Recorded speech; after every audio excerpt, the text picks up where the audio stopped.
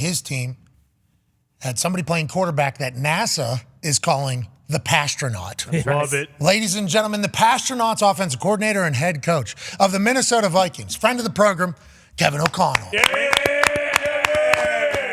What's up, guys? How are you? Let's dive right in, okay? The Pastronaut. Let's dive in. Let's do it. The Pastronaut is a great name. Yeah, sweet. That is an incredible name. We saw the video of him doing his cadence around, shout out to NASA. Actually, NASA. Yeah. Actually, NASA coming up with that. It's a great name. I don't know if anybody else has, but we will certainly only refer to him as that until he either tells us not to or that he hates it. But there's videos from the sideline of him with the entire offensive line around him, with the starting center, giving out his cadence. Why, said hut. They did it like 3 times. They all heard his cadence for the first time. Crazy. Then there's a story about you relaying in plays, like, all right, we're going dice right, YZ, ba, ba, ba, ba, ba. And then he breaks the huddle. And then whenever he gets out there, you're like, all right, look to your right, okay? That guy's name's Jordan. He's one of your wide receivers. He's running a go route. Look to your left. That guy's running a slant. Running back staying in will release late. Is that true? And how did the whole day go for you on that end of a quarterback making some miraculous plays for your team just 4 days into the whole thing?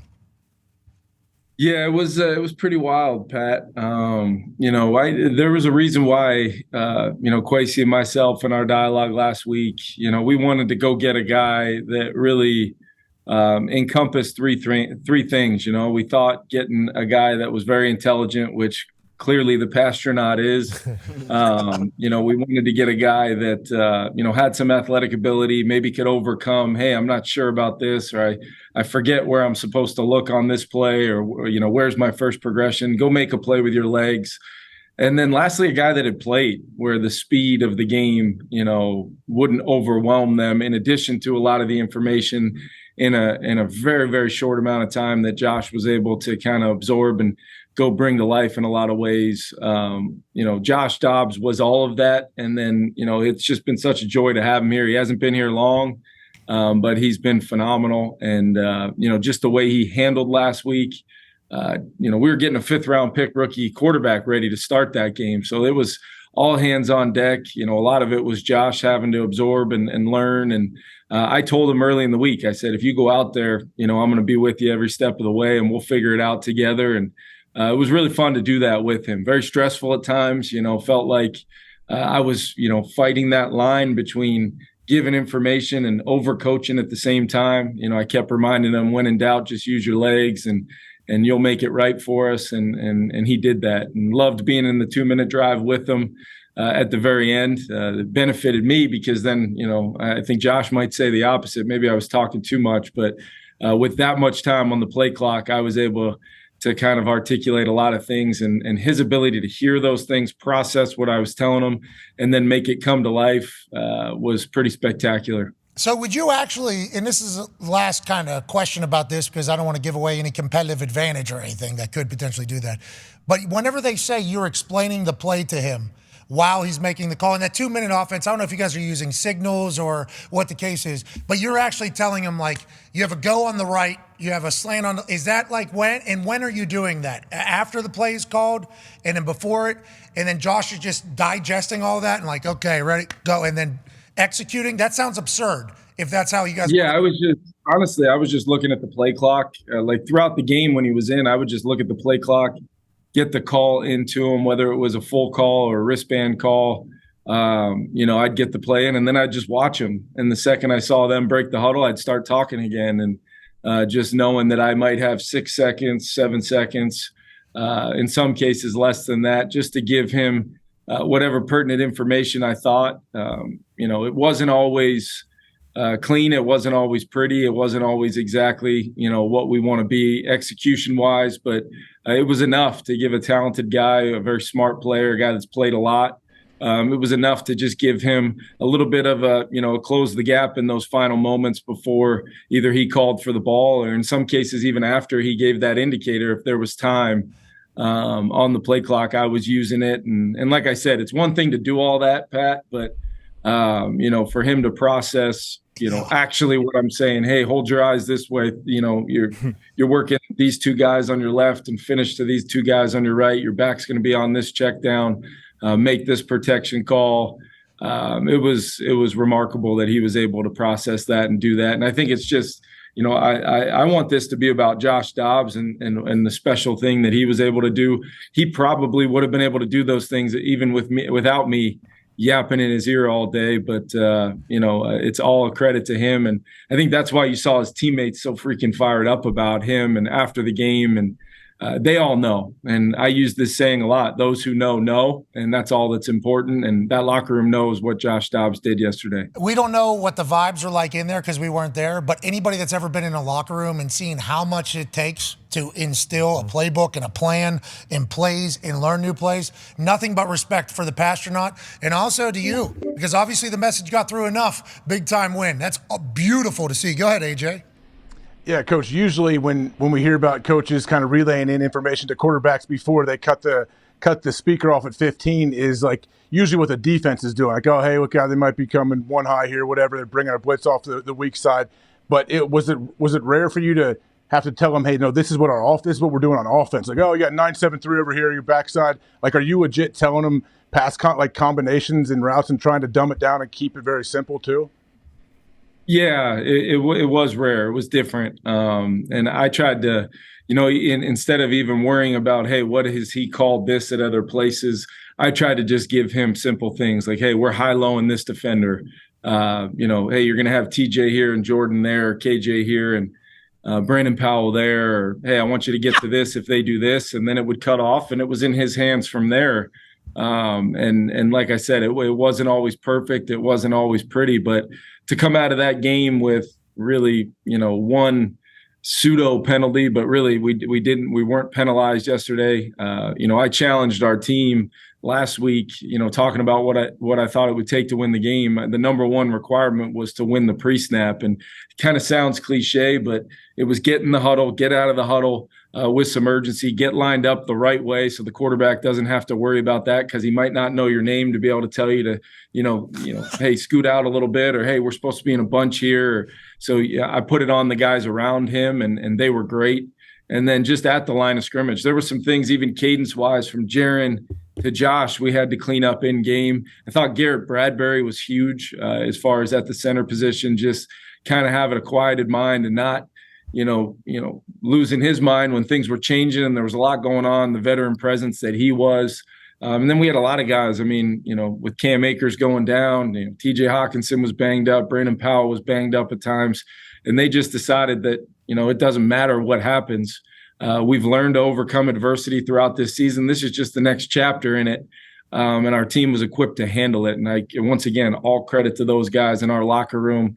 We're made of the right stuff. And yesterday was just another example to cement what we believe around here and how we're going to approach things moving forward. Yeah, you say what we believe around here. I was about to say, it's got to feel good to know that your culture has been instilled, because nobody blinking, nobody like making excuses in real time of like, this is ridiculous, we're not supposed to do, and then executing it all. You got to be proud of the team that you have over there. Is that something that you've thought about since all this has kind of taken place over the last couple of weeks?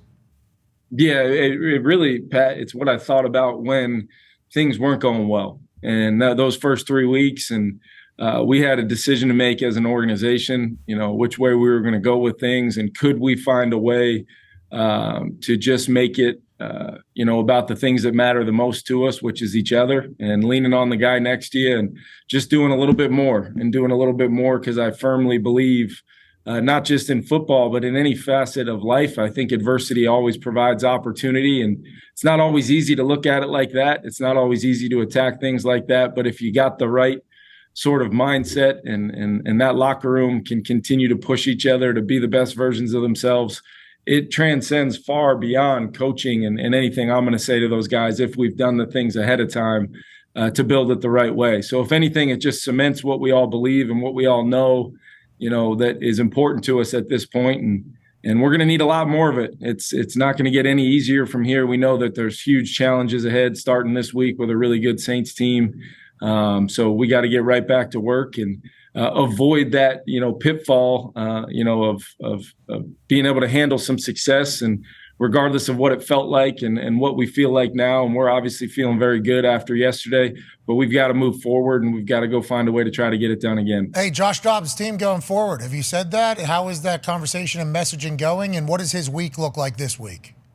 Yeah, Josh is going to start this week. Jaren's in the concussion protocol. I thought Jaren got off to a really nice start in the game, made a couple really nice throws, pushed us down into the low red zone before he, was just trying to make a play and got knocked out of the game. We'll make sure Jaren is 100% healthy and let him go through the protocol.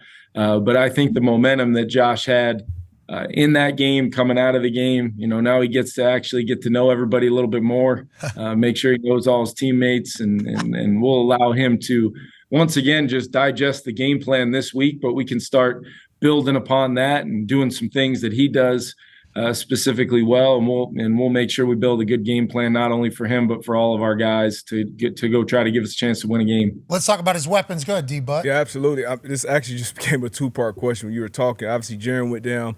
Cam went down, which I heard Cam Akers, which was reportedly the emergency backup quarterback. What the hell was the plan if Dobbs was to roll an ankle or something there? Obviously, don't want that to happen. And then number two, wide receiver room. KJ Osborne went down with an ugly hit. Want to know the update on him. And Justin Jefferson, when we see 18 back on the field? Yeah, D-Butt, let me start out by saying, this as well as anybody as a former teammate of mine, man. Yep. I was going to look to try to grab a helmet and some shoulder pads, see if the NFL would let me sneak out there for a few snaps because, Cam Akers is a talented guy. He can throw the football. He's done a lot of Wildcat in his career. I mean, you can go back to his time at Florida State and see him do a lot of things that, as a former high school quarterback, you can see him do a lot of things. So we had a plan. I quite honestly, we were going to be going down the depth chart trying to figure out how simply we were going to call a play with whoever we decided to put out there at that moment. So thankfully that scenario did not come up. We were having dialogue about that in real time, but there was a lot of stuff going on, just to make sure Josh and the offense felt comfortable with what we were doing. So quite frankly, it was a great lesson. And just when you think you're prepared for every possible scenario, you better think again, because Sundays in the NFL can change in a heartbeat. So clearly that was something that's on my mind right now, actually, as far as how we're going to handle things moving forward. KJ's doing really, really well. It was what a catch on that third down conversion. Really got us going there in a moment where we were kind of scuffling a little bit. And then takes a hit there, and one of the toughest players I've ever been around. He's responding well. He's in the protocol. We'll let him go through that process and put it in the doctor's hands and make sure that KJ will be out there when he's cleared and medically able to be out there, and not a minute before that. And then just kind of looking overall at the whole phase of our team. Justin Jefferson has absolutely killed his rehab so far. He's in a great spot. But we're just now to the point where we could possibly open up his window, and we'll keep evaluating that throughout the week here. Maybe we can get him going this week. But I can tell you one thing, Justin's so important, not only for every opportunity this season, but for many, many more, hopefully years to come as a Minnesota Viking. So we're going to make sure, that we're ultra sensitive to getting him back to 100%. Before he's out there, and as well as he's done with his rehab, we still have to be smart and make sure we're looking out for Justin, because he's such a competitor. I mean, shoot, he probably would have been trying to volunteer to grab a helmet and go out there and play quarterback, knowing him yesterday in those moments. But Justin will be back out there when he's ready to roll, and nobody will be more happy about that than me. You've said a lot of things there in your answer about people getting injured, about how, looking out for players. Like, he won't be on the field until he is ready to be back on the field. I think that's an important message coming from your program, and I think it's because, as you alluded to, you are a former player. As you were talking there about maybe putting that helmet on, I asked D-Butt, I'm like, how was he? D-Butt said, hey, KOC can move. Whoa, hey, we didn't know you were a freak athlete. We saw a photo here of you and Tom Brady. Look at that guy. Ooh. Oh, clean. D-Butt said freak athlete, though, KOC. I didn't know dual threat coming out of the Kevin O'Connell camp. Yeah, I don't know, man. But just looking at that right there, I think Tom Brady and Matt Castle at the time, they might have played a joke on me. That helmet looks like a good 3X, maybe a 4XL helmet right there. I can promise you, I'm not wearing a an 8-inch fitted hat. I can promise you that. I think that was just a little bit of rookie hazing. Well, that was still maybe a little bit more prevalent back then for me. But I could run because I had to. Because if you told me this guy was open and you had to throw it right here, I might throw it better now than I did then, to be honest with you. But, the swag I like to have throwing pat and go from time to time. But as far as 3rd and 7 or 4th and 7, we were much better off with Josh Dobbs in the game, and thank goodness we had him. Yeah, I appreciate that humility and self-awareness. I do like hearing you still spin it, huh? You still spin it. Oh, I can spin it, man. I can spin it, but there's a governor there. There's a limit to my ability to throw the ball these days, and I'm just fine with that. Yeah, all of us. Time does that to us. Yep, true. But time's, hey, you look how thin. Look at the jawline. Unbelievable. Yeah, Did you see that photo? Yeah. KOC, I don't know what you were doing back then, but what you're doing now is working, pal. It's working. It's working. Yeah, man. Well, I appreciate you guys. I don't mind catching up with you guys from time to time because that normally means some good things are happening around here. Well, we appreciate you joining us. You're the man. Good luck this week. A lot of install. We're back. Week 1 of training camp. Let's go ahead and enjoy the hell out of the process. We appreciate you. Head coach of the Minnesota Vikings, Kevin O'Connell. Hey, coach.